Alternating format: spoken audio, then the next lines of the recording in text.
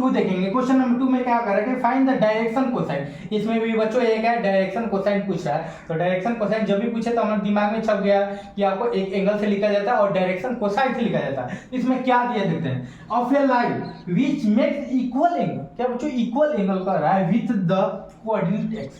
Coordinate x से क्या equal angle में अल्फा बीटा गामा क्या तीनों एक ही है।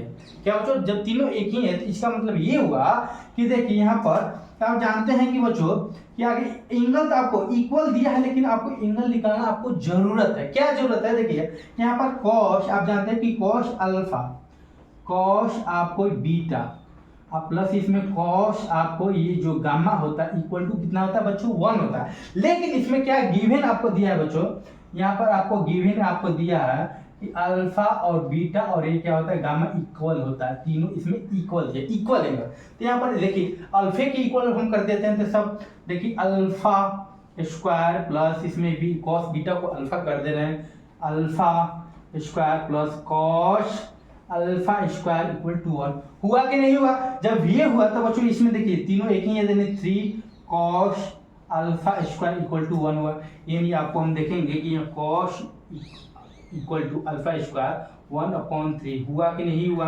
1/3 हुआ कि जब ये हुआ तो देखिए स्क्वायर को यहाँ पर ऐसे करेंगे तो कॉस स्क्वायर जो हैगा 1/√3 होगा कि नहीं हुआ?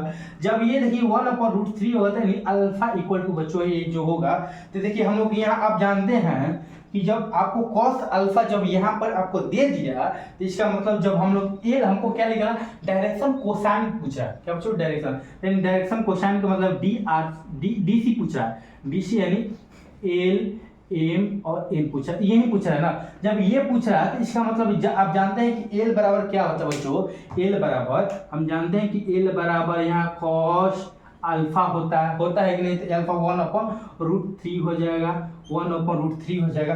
वैसे ही एम हो जाएगा, एम इक्वल टू या कॉस अल्फा ही देंगे क्योंकि इक्वल एंगल है तो इसका 1/√3 हो जाएगा, 1/√3 हो जाएगा।